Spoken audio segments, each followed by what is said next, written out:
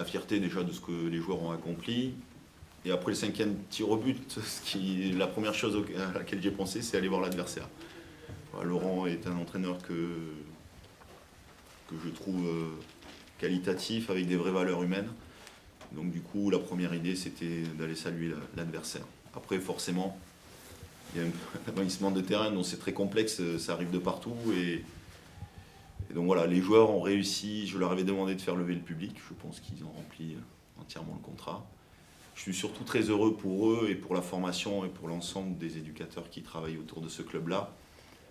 La locomotive, on le dit toujours, c'est l'équipe première, et comme de par hasard, quand l'équipe première va bien ou va mieux, les jeunes se mettent au diapason parce qu'ils ont des référents. L'équipe première a montré des valeurs avec de la générosité et la volonté de courir tout le temps. C'est plus simple derrière pour travailler et les jeunes s'en inspirent. Donc voilà, ils sont allés se la gagner tout seuls, puisque l'adversaire, je peux vous assurer que sur le papier, il y a quand même des mecs de Ligue 1 en face. Et donc ils sont allés se la coller parce qu'ils nous rendaient du poids et de la vitesse. L'entame de match, on les a fait douter, donc c'était l'objectif aussi. On avait décidé d'aller les chercher un peu plus haut que ce qu'ils avaient pu connaître sur les tours précédents, parce que forcément, quand on a des joueurs supérieurs en face de nous, on a toujours tendance à laisser et puis s'acculer sur notre but. L'idée, c'était de continuer à faire ce que l'on fait depuis le début, avoir une équipe très agressive sur le porteur, les mettre sous pression constamment, parce que forcément, en technicité, ils sont supérieurs à nous. Donc si on les laisse en confort, ça va faire mal. J'ai trouvé que les garçons avaient fait une super entame. Ils ont été récompensés très rapidement sur le peu de situations qu'on a eues. Et après, on a un petit passage à vide. En fait, c'est presque même l'action de Noé, quand Momo lui décale, qui peut faire basculer complètement le match à 3-0. Et finalement, on se retrouve à 2-2 à la mi-temps. Après, à la mi-temps, je leur ai dit, on est à 0-0 et on aurait rêvé être à 2-2 à la mi-temps. Et tout est jouable. Et voilà, ce que vous faites aujourd'hui, c'est extraordinaire. Donc voilà, on va aller la chercher pour autant. Et j'étais plus inquiet à 2-3. Franchement, il restait un quart d'heure à peine.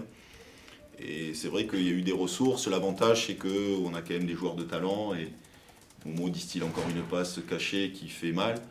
Et Norman a une capacité à courir vers l'avant, qui obtient un penalty. Donc ça nous a permis de revenir rapidement dans le match parce qu'on a très peu douté.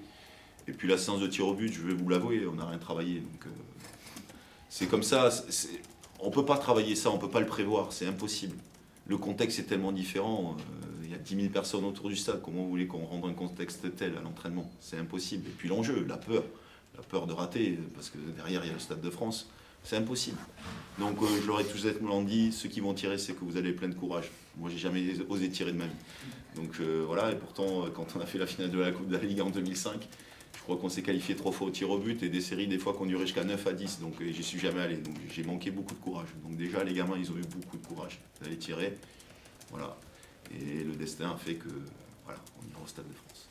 Tu sais, Mathieu, j'ai été capitaine longtemps, donc... Il paraît.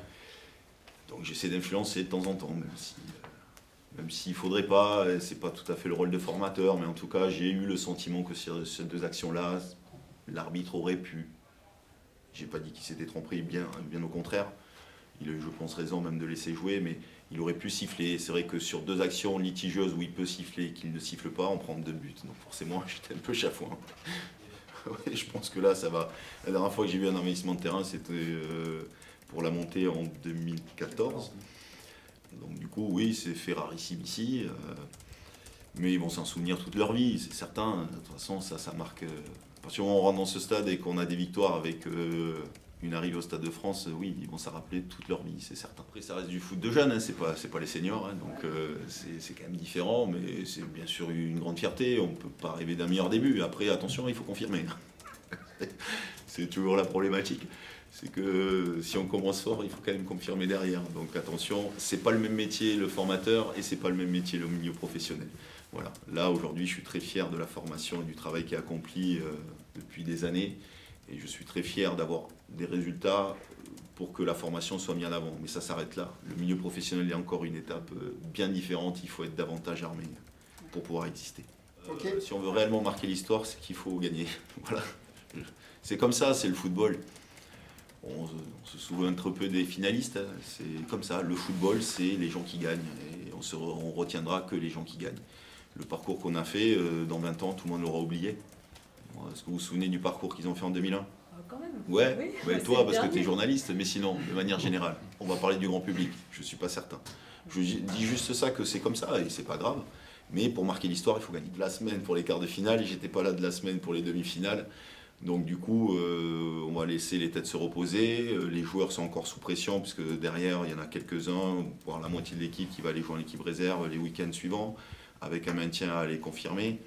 Donc les joueurs, ils sont perpétuellement sous pression, et déjà récupérer, réengager une nouvelle compétition, se remettre dans le rythme pour gagner des matchs de nouveau. C'est pas si simple que ça, on leur demande beaucoup. J'ai des gamins qui jouent soit en U17, soit en U19, soit en N2, donc c'est vraiment un club. Et ils arrivent sur le moment à se transcender. Donc on aura tout le temps d'y penser la semaine de travail. Et encore, j'ai envie de vous dire, entre les malades, les Covid, les blessés, les joueurs peut-être suspendus, c'est trop difficile de l'anticiper. Donc on verra sur le moment. Ok. C'est quel